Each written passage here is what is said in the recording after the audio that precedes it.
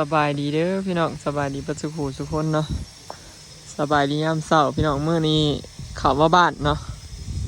มาส่องเมืองสร้างเห็ดบัวเนาะบัวเฮือนให้เพิ่นแลนบัวทั้งหน้าต่ออีกพี่น้องนี่เพราะว่าบ่ให้ซื้อสีมาเพิ่มเนาะตะกี้ว่าสลอยเพิ่นสิเอาสีเดียวเลยที่เป็นเฮือนเพิ่นสิมักสีเทาแบบเข้มๆมานะคล้ายๆคือเฮือนนั่นเด้ข้างหลังนั่นเด้ เพื่อที่เอาเข็มขึ้นไปฮอดสุดเลยเพื่อนว่าแล้วมันบอยก็เลยว่าบ่มักไหมเพื่อนเขามันสูงกันต้องเอาแบบมีแอลน้ำเนี่ย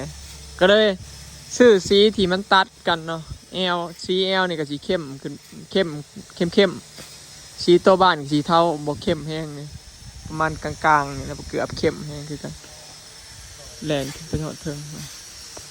เลยใส่บัวทั้งหน้าเพราะว่าสีทาสีแอลมันมาออกมาทีเลยตัวบ้านส่วนบ้านประตูสร้างเห็ดแล้วนะพี่น้องบัว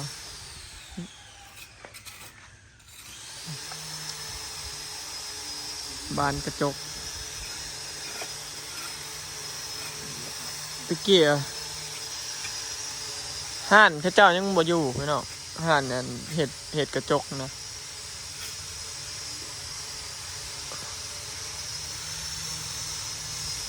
ต้องให้ข้าเจ้ามาวัดแล้วก็มาตีไถเลย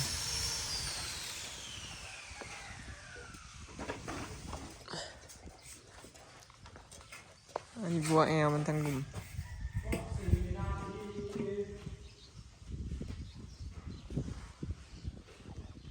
บ้านข้างเขาเจ้าว่าเพิ่งพอได้สิมาอยู่เห็นได้ปะเงียบเขาเจ้าว่าคอยออกไปนอนอยู่นานแล้วเขาเจ้าว่าเงียบเลยยังอีกเฮิงอยู่พี่น้องอีกสิได้เขามาอยู่บ้านเนาะเพื่อสิแล้วเพื่อที่ท่าสีเพื่อสิใส่บ้านกระจกเพื่อสิมาเห็ดอันนี้ห้องจอดรถอีกบ้านยังอีกเฮิงอยู่พี่น้องนะเห็ดแล้วก็ต้องมาขึ้นบ้านใหม่อีกบ้านนี้บริเวณสิเห็ดแล้วบริเวณสิขึ้นมาอยู่ได้เด้อพี่น้องต้องได้มีเห็ดขึ้นเฮือนใหม่อีกเนาะต้องได้เห็ดจัดงานขึ้นบ้านใหม่อีกบ้านสิได้เขามาอยู่นี่บอยมาประมาณเดือนพุ่นละสิได้ว่าเกือบเดือนผมไปเพราะว่ากระจกงามเลยเขาสิมาให้อีกเครื่องอยู่มือได้ออกไปอันเครื่องเฮือนว่าเรื่องมากหอดเลยใช่ไหมเนี่ยทางปูน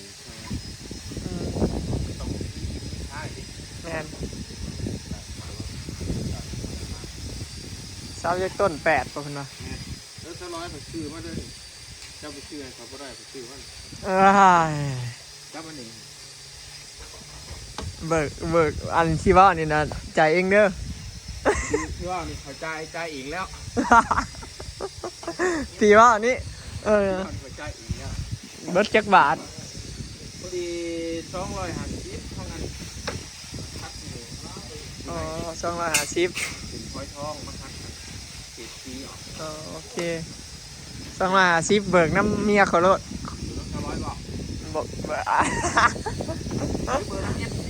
เนี่ยเบิกโลดเบิกน้ำไฟกันพอดี250เพิ่นว่าเอา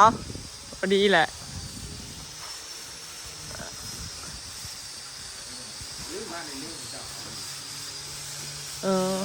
แหละเจ้าซื้อมาเองโลดยังขาดกะบ้านเจ้ามันบืดหาด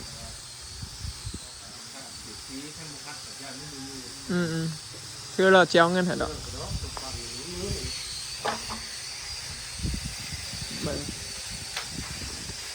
เป็นยังชีได้อันยุดทางนี้ออกไปเครื่องเฮือนอยู่นะพี่น้องเฮือนเป็นเถาค่อยข้างในก็คัดกันอยู่เป็นบ่คัดผนังเฮือนพี่น้องคัดผนังบ้านสีเตรียมเดี๋ยวทาสี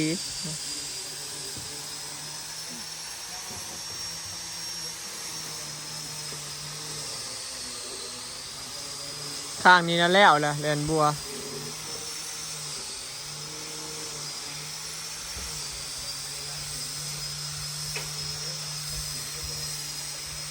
นี่บัวแอลมัน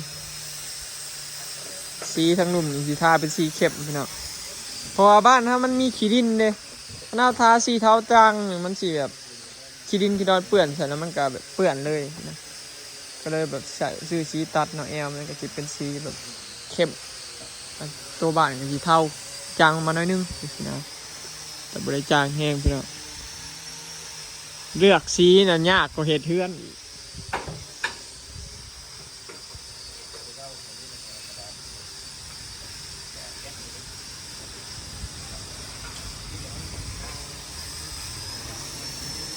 คนเป็นคัดอยู่ใน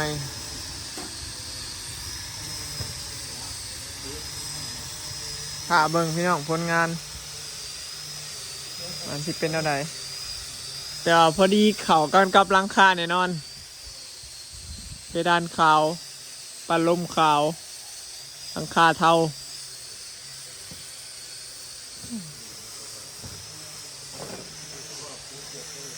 เห็ดจับเหลี่ยมเห็ดบัวแอลโดยสั่งล้านกับสั่งดาว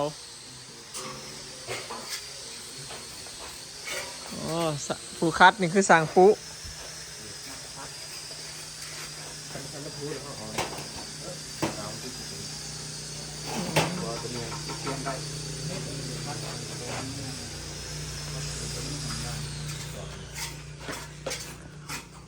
ฮอดเดือนแล้วพี่เจ้ามาเห็นงานอยู่ในฮอดเดือนแล้วนอนที่6เนาะใกล้แล้วเนาะใกล้เนาะใกล้ที่ฮอดเดือนเลยนะพี่น้องพี่เจ้ามาเห็นงานอยู่นี่ไปมาได้เห็ดไปเรื่อยๆป่ะนี่คือชีวิตได้เมื่อง่ายดอกผมคอยแล้วกันยังเขาไม่ถามมาล่าติดผู้ชายอันเห็ดขักร้ายเข้ากับหอยเมื่อ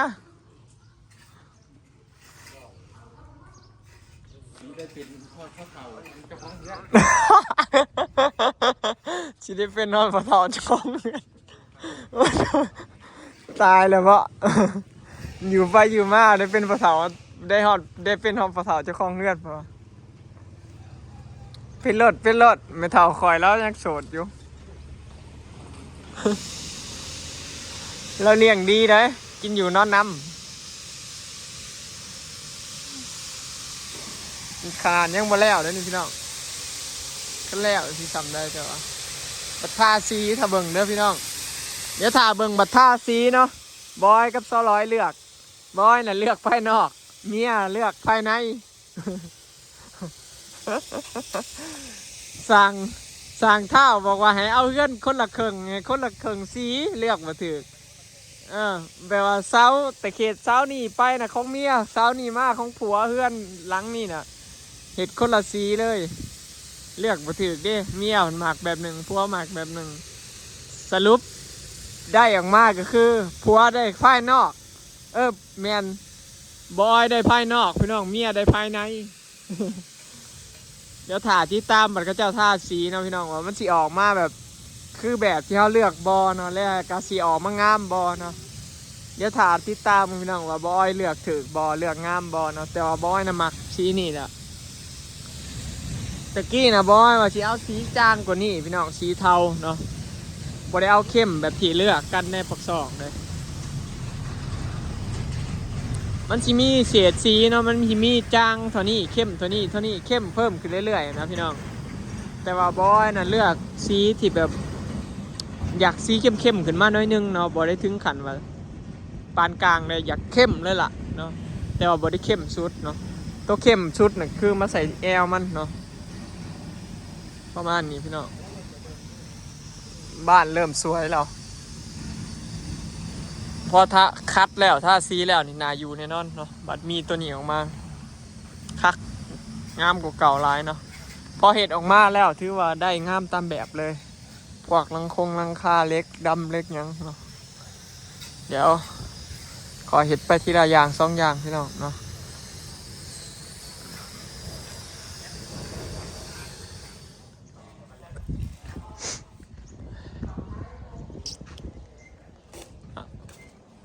เอาดีได้สั่งร้านบ่เอาได้ใครประตูคูลงมาสิหัวนะ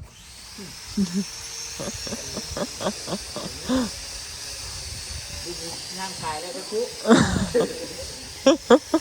ย่างกายแล้วจะคุถ้าเบิ่งเด้อพี่น้องอันมันออกไปเฮ็ดเทือนให้ไปสาวมาล่าเด้อจิบมวนจังได๋ค่อยว่าบ่แตกชวดๆอยู่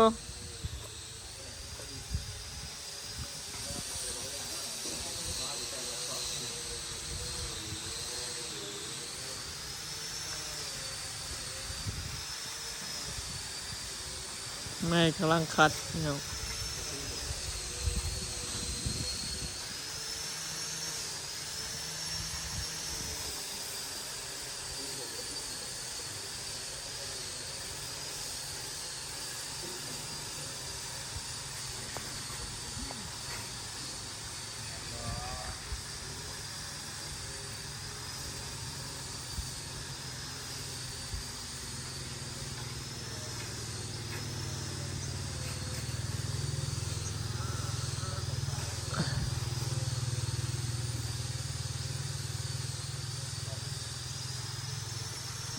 ใส่ขอบบัวหน้าต่างพี่น้อง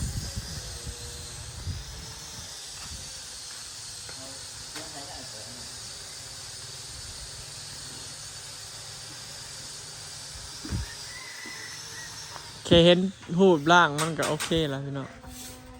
น่ะยังบ่แล้วเด้อนี่ถ้าเบิ่งบัดแล้วบัดทาสียังสิงามคือเก่านะแต่ก็ยังแต่งเสาหน้าบ้าน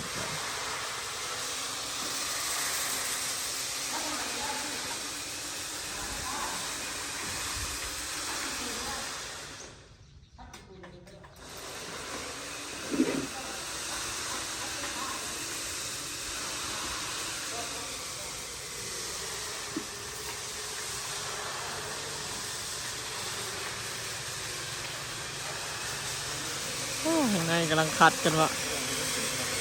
มาเบิ่งเขาเจ้าคัดกันแล้ว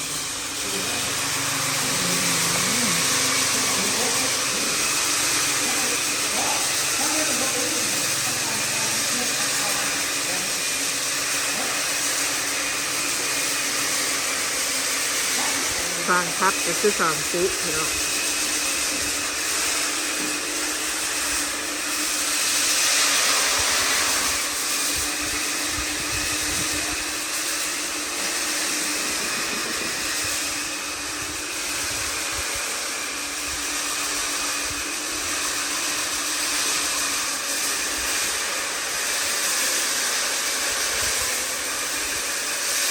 คัดเพื่อผ้าสีใหม่พี่น้อง